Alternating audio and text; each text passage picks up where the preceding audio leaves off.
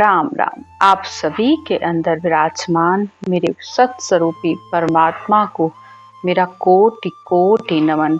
हमारा सद्गुरु सुखराम जी महाराज के ग्रंथ में स्वामी का संवाद चल रहा है। सतगुरुदेव और स्वामी के बीच में ज्ञान चर्चा चल रही है। आज के ज्ञान की चर्चा में सतगुरुदेव स्वामी से कह रहे हैं कि तुम ज्ञान को सुनकर इस बात को निर्णय लो कि सतगुरु कौन है, सतगुरु की पहचान क्या है, संसार में सतगुरु किसे कहा जाता है। क्योंकि भगवान कृष्ण भी कहते हैं अगर परब्रह्म परमात्मा एक है तो उसका आनंद दिलाने वाले एक समय में एक ही सतगुरु होता है। तो वो सतगुरु कौन है उसको ये भी समझा रहे हैं। इस समय सतगुरु की पदवी किसको है, किसको औधा मिला हुआ है। संसार में परमात्मा समय समय पर जब ऐसे संतों को भेजते हैं जिन्हें नित्य अवतार कहा जाता है, निमित्त अवतार, जैसे राम और कृष्ण, जैसे कृष्ण के बाद कोई अवतार नहीं आया तो उन्हें निमित्त अवतार कहा जाता है। और संत जो कि परमात्मा से औधा लेकर आए हैं और वो अनेक हंसों को अपने साथ मोक्ष में ले जाते हैं। और समय समय पर अनेक ही आए, कबीर साहब, नानक साहब, दरियाव साहब, अनेक ही संतों को परमात्मा ने औधा दिया और वो जब जब संसार में आए तो अपने साथ अनेक आत्माओं को मोक्ष में ले गए। और इस समय भी इस केवल ज्ञान को ये औधा मिला हुआ है। वो ज्ञान सतगुरु की पदवी पर है और इसी ज्ञान के साथ ही अनेक ही आत्माएं मोक्ष में जाएंगी। संसार में गुरु अनेक हो सकते हैं, जो आपको सिखा रहा है, जो आपको पढ़ा रहा है, चाहे विद्या का गुरु, चाहे अनेक ही जिससे जो आप सीखते हो वो गुरु हो सकता है, लेकिन सतगुरु नहीं हो सकता। सतगुरु एक समय में एक ही होता है। या सतगुरु की पार का सुन जो चित दे कान, केवल बिन सुखराम कहे भजे न दूजो आन। तो ये सतगुरु की परीक्षा है।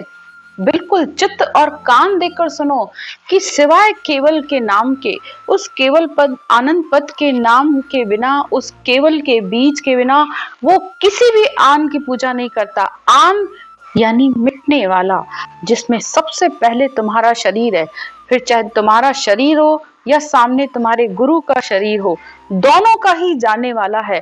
तो सबसे बड़ा आन ये होता है। और फिर मन, विचारों और इंद्रियों के ध्यान को वो बिल्कुल नहीं मानते हैं, क्योंकि वो बाहरी ज्ञान है। जब तक अंतर में वो तत्व नहीं आया है तब तक वो अभी वहां तक नहीं पहुंचा है, वो सतगुरु की सीट पर नहीं है। इसी बात को स्वामी को समझा रहे हैं। और दरियाव जी महाराज भी कहते हैं साध कहो भगवंत कहो, कहे ग्रंथ और वेद, दरिया लहे न गुरु बिन तत् नाम का भेद।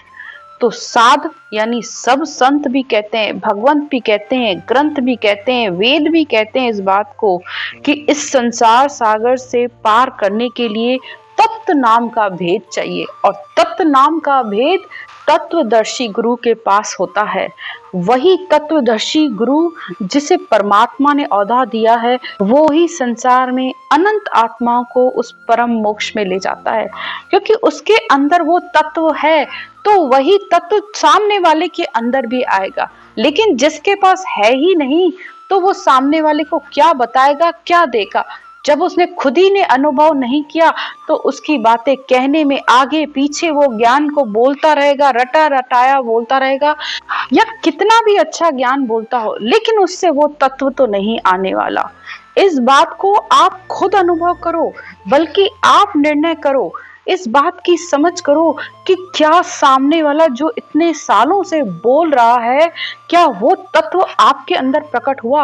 आप सालों से भागवत, गीता, रामायण, कितनी कथाएं सुन रहे हो, सब कुछ सुन रहे हो, हर प्रयास भी कर रहे हो, तीर्थ कर रहे हो, यज्ञ कर रहे हो, हवन कर रहे हो, दान पुण्य जो आपको बताया जा रहा है अपने गुरु की तरफ से, आप सब कुछ कर रहे हो, पूरा जीवन आपका बीत गया, लेकिन क्या वो तत्व जिसकी बात की जाती है वो आपके अंदर प्रकट हुआ।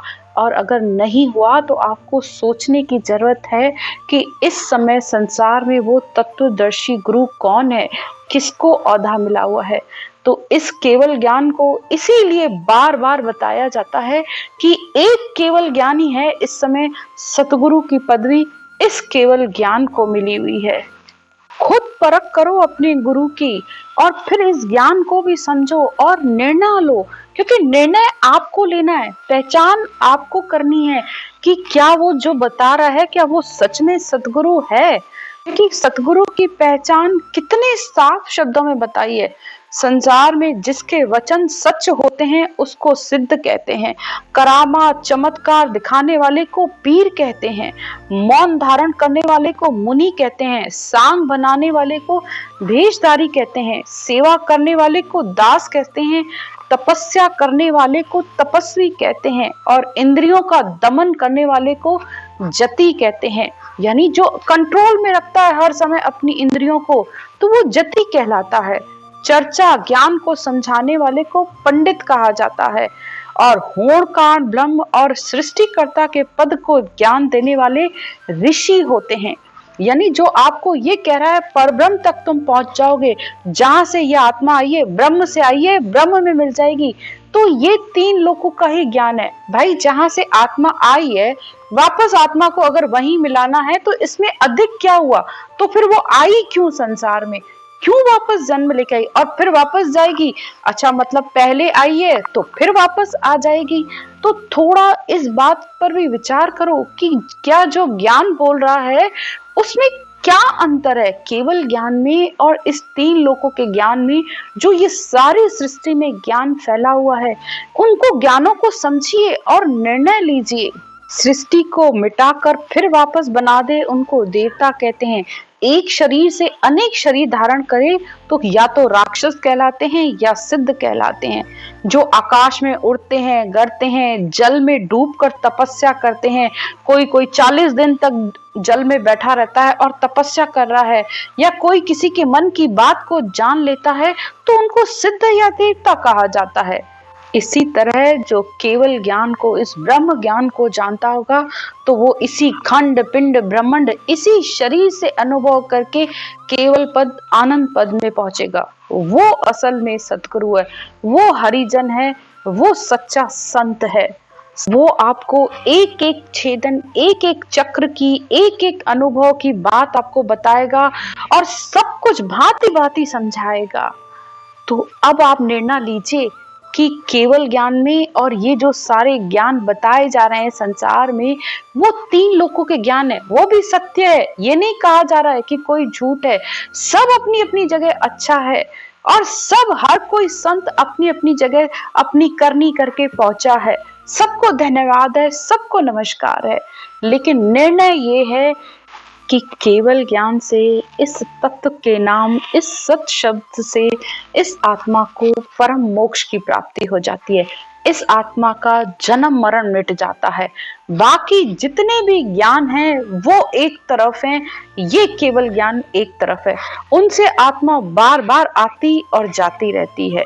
यहाँ तक कि ब्रह्म तक भी, होड़ काल तक भी कहा जा रहा है कि वहां से भी इस आत्मा को वापस आना पड़ता है। बस ये निर्णय है।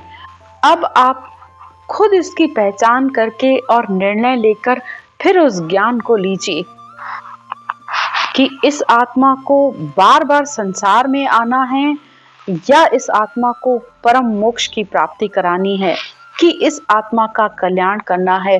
क्या करना है आपको, इसका निर्णय आप खुद लीजिए। फिर सतगुरुदेव कहते हैं, हरिजन मिल्या पारख कीजे, साख शब्द की वाणी, आ मनवार कहे सुखदेव जी, बोलो तत्व पहचानी। सतगुरुदेव कहते हैं कि संतों की परीक्षा उनके साख से, उनके शब्दों से, उनके ज्ञान से करिए, जो कि पीछे सतगुरुदेव ने बता दिया कि क्या करने वाला क्या होता है।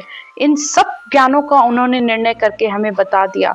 और अगर कोई तुम्हें ब्रह्म ज्ञानी मिल जाए या केवल ज्ञानी मिल जाए तो उससे ज्ञान धारण कर लो। दरगे दाद साच सो पाया, झूठ कया हर कीजे, कह सुखराम जहां लग पूगा, सोई जवाब सत दीजे। अब सदगुरुदेव स्वामी से कहते हैं कि हे स्वामी, परमात्मा की प्राप्ति तो सत्य से ही होती है, यानी इस सत्य यानी ये सत शब्द आने पर ही परमात्मा की प्राप्ति होती है। झूठ बोलने पर परमात्मा नाराज होते हैं। अगर तुम्हारी वहां तक पहुंच नहीं हुई है तो फिर तुम सच बोलो, झूठ मत बोलो कि हाँ मुझे परमात्मा मिल गया है। झूठ कया हर खीजे यानी वो परमात्मा नाराज होते हैं। साधो कहो सेनानी वाकी मैं बूझण को आया, कह सुखराम ढोलिया छाड़ो काय अर्थ दे भाया।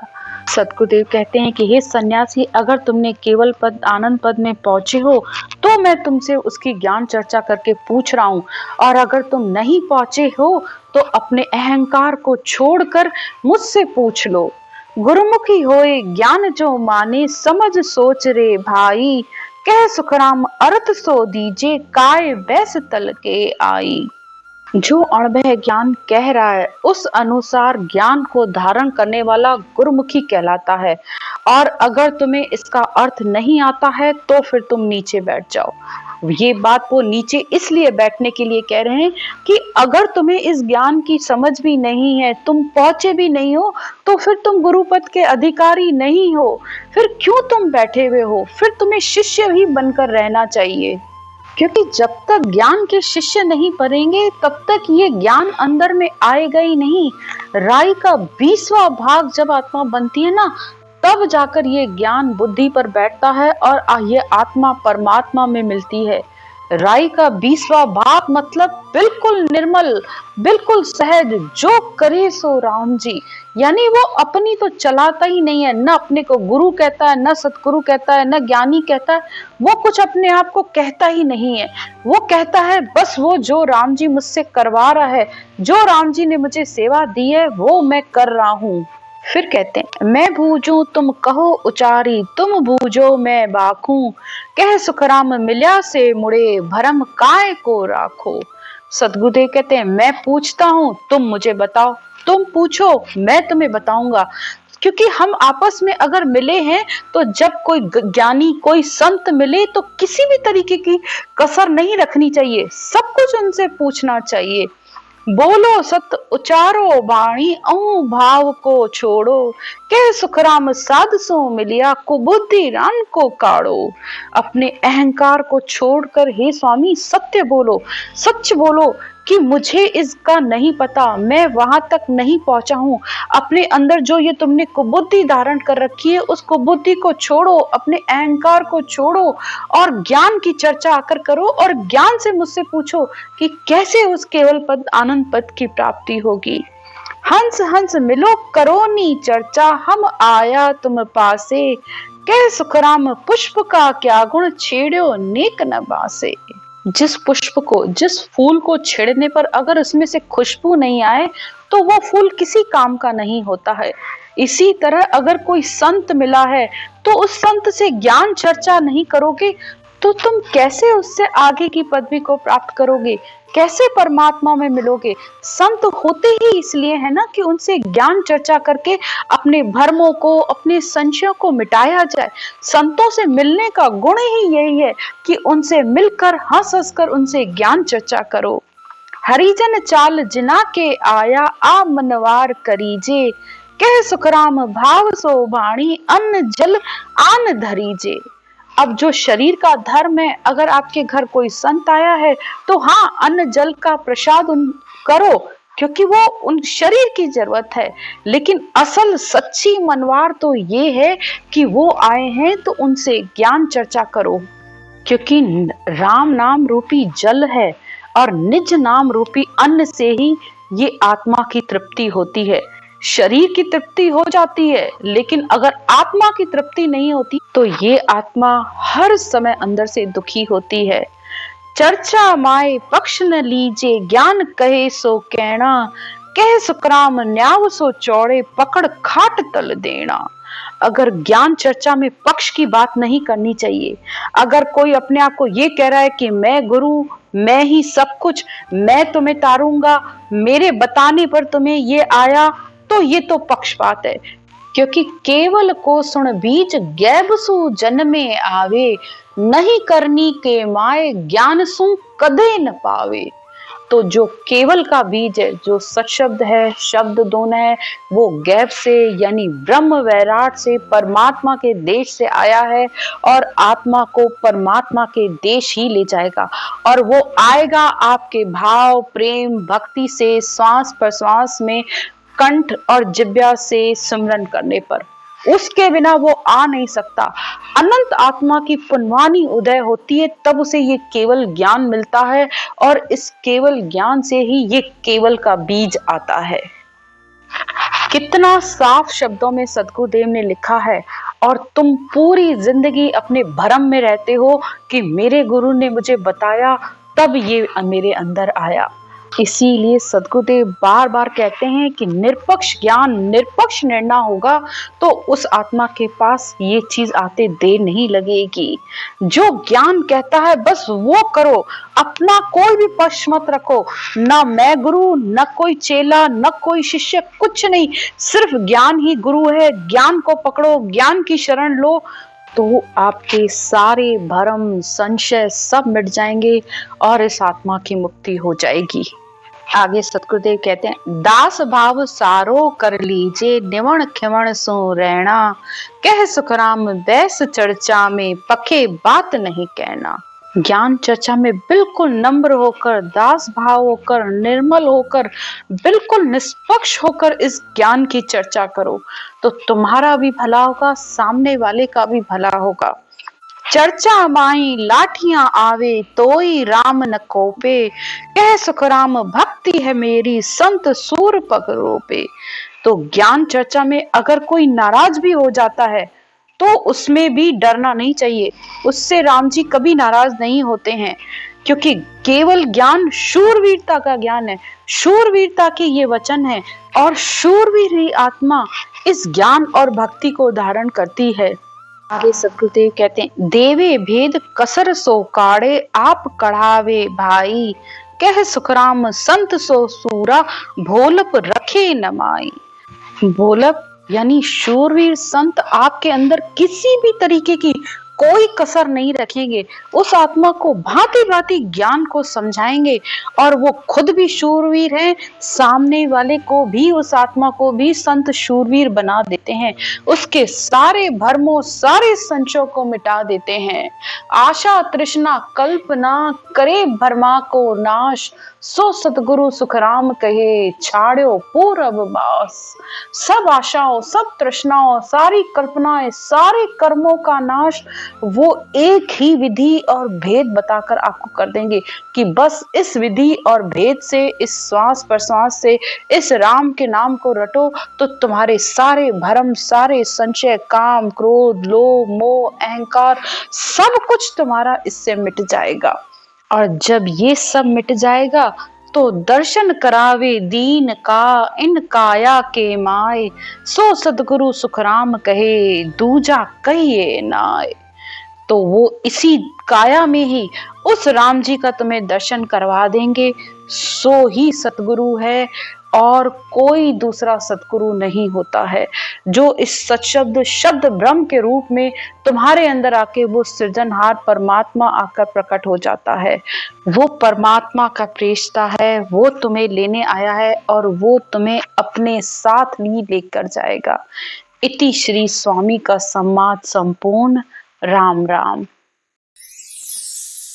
सिमरन की विधि, सिमरन करने का तरीका बहुत ही सरल है।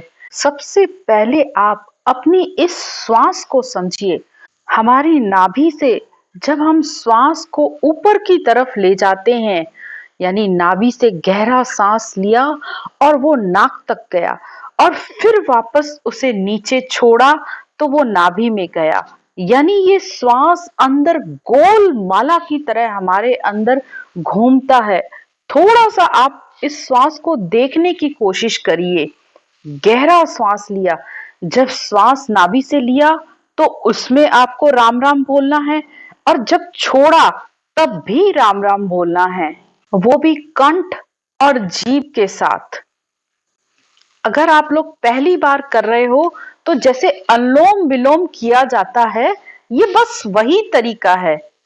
श्वास को ऊपर ले जाते हुए राम राम राम राम राम राम राम राम